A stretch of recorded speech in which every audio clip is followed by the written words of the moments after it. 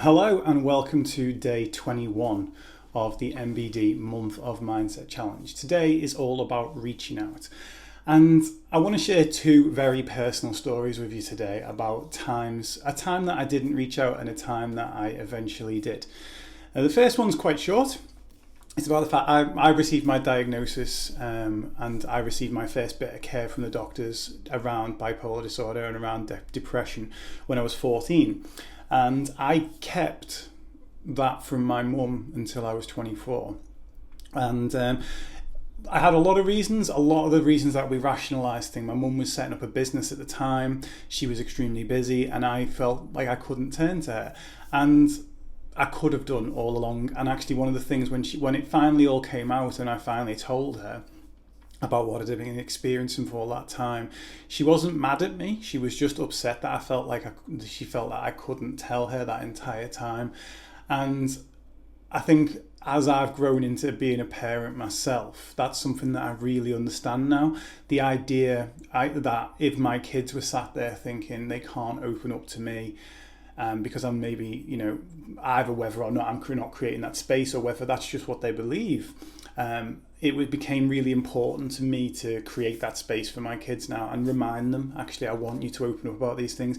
If you are struggling with things, please do come and talk to me. I'm here. If it's something that you feel you've done wrong, don't come and tell me. I won't judge you. I'll understand, and I want to be able to talk about these things before anything gets to that sort of critical point.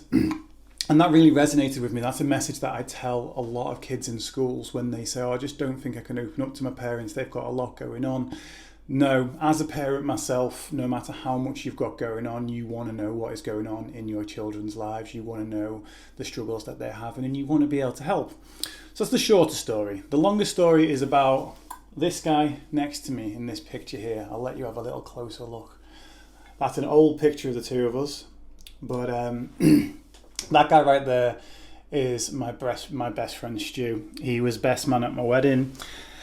And this picture is kind of the first peak of our friendship when we first started hanging out and we were spending a lot of time together. And a few years later than that, I got into quite a bad relationship. Stu could see what was going on from the outside, but in that relationship, I allowed myself to destroy all of the other relationships in my life. So I destroyed relationships with my family, I destroyed relationships with my friends, and essentially burnt all the bridges. And then ended up in that relationship actually destroying that relationship too. And me and the person separated. And I felt like I had nothing. And that was honestly, Stu had said to me, look, this girl's no good for you, I can see it. And he'd said it over and over again. And eventually he was just like, look, if you can't see how you're destroying everything from this, the only way I can be there for you is by not standing here and just allowing you to do that. And so I basically said, right, well, we're not talking then if you're not going to support me in this relationship. He was trying to support me. He was trying to support me down a better path. So I ended up in a position where I had absolutely nobody, and then essentially me and the girl split up. And then I'm looking at all the bridges I've got burnt. And what I actually did is this is a photo on Facebook, and I went on Facebook, and the post's probably actually still there if I go looking for it. 11 years ago I went on Facebook, and this is before Facebook was what it is now, where it's in our pockets all the time and we're seeing notifications and it's right here, it's right there in our pockets. This is before all that. This is when people have set times of the day that they go on Facebook, maybe when you first come in from college or whatever. And I went into Facebook and I put the message out, I need a hug. And this is the message today I want to say is about reaching out. Because when we reach out, that type of message, I need a hug or anything like that, it's often written off as being attention seeking. And I think for me, looking back now, I was never seeking attention, I was seeking connection. I didn't feel a lack of attention in my life, I felt a lack of connection. If I wanted attention, I could have just gone and sang a song in the street and people would look, and that's attention, right? But I didn't want that, I wanted connection. I wanted to talk to people.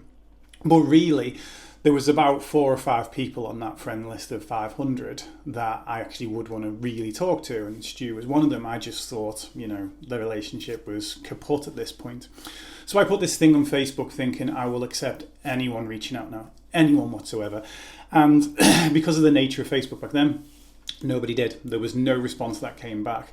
I drove home from Liverpool. I just bought a new Liverpool kit, a little bit of retail therapy to try and get me out of the sort of black hole I was in. Sometimes I like to spend money to try and do that.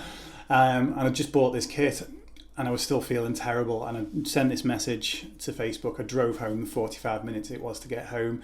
And when I got home, there was still no response. And to me, when you're already this close to kind of being suicidal, and you believe that there is no one there for you, that type of thing is all it takes to confirm that belief.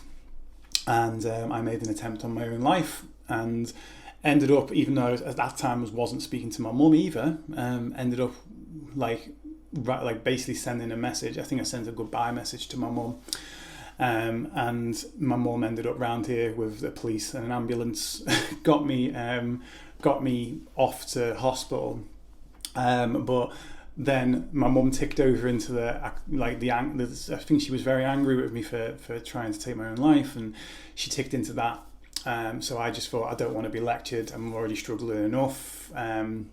So I ran away from the hospital, and I didn't know where to go, but I ended up on his doorstep. And my other really good friend Mandy, they were seeing each other at the time. She answered the door and just saw the look on my face, and she was just like, "I'll get Stu." And Stu came down, gave me a big massive hug, and I said to him, this will probably be a hard bit to do. I said to him, "I really need your help. I'm really struggling. I'm barely holding on. I didn't want to die. I just wanted something to live for." And he basically gave me a lift back to the hospital, stayed with me while all the tests came out back and everything, stayed with me until he discharged me, took me home that night, and offered to stay with me. And I didn't take that. And then the next day, I can't remember if it was Man of Steel or Inglourious Bastards, but he was like, "Look, let's just," he didn't actually say, "Let's have a slice of normal in your life," but that was what it implied. It was like, let's go and do something normal, like mates. And our relationship has just gone from strength to strength since then. He's amazingly like one of the best people in my life right now. I often say that he's my platonic soulmate. He's my male soulmate. And the moral of this story is, what I was terrified of doing for the sake of rejection was to reach out to him or to my mum and say, "I'm really struggling. I need your help right now." I was scared of that, because to do that is hard. Whereas to do, right, I need a hug on Facebook and hit send, that's easy, right? It's a lot easier than reaching out to a specific person. But ultimately, there are those 4 or 5 people on your list that you would want to help you in that situation. And you probably don't want the attention or the advice or even the connection from the other people that just message you saying, "You're right, kid," or whatever they say. And really, you're just sitting there thinking, "I wish such and such would respond." Go direct to that person. It's hard, it's scary, it's terrifying, but it can save you from having to go to the point of an extreme. And I say having to go, we never have to go to that, but we feel like that becomes the only option. So reach out. We often fear that by reaching out, we'll either appear weak or we'll be a burden on other people. The later we leave that, the more we get into a position where by the time we have to reach out, we're in a position where we never become a burden to that person, because people understand, right, when you're in crisis, but we end up requiring more help at the end than we required if we were reaching out early. So a little bit of a heavy one, but I will finish by saying one thing. That was 11 years ago, and I've gone on to have 11 of the best years of my life since then. I've got to see my kids both turn into teenagers so far, and it's been, things have been like this, but on the whole, they've been, if you zoom up close, they look like this.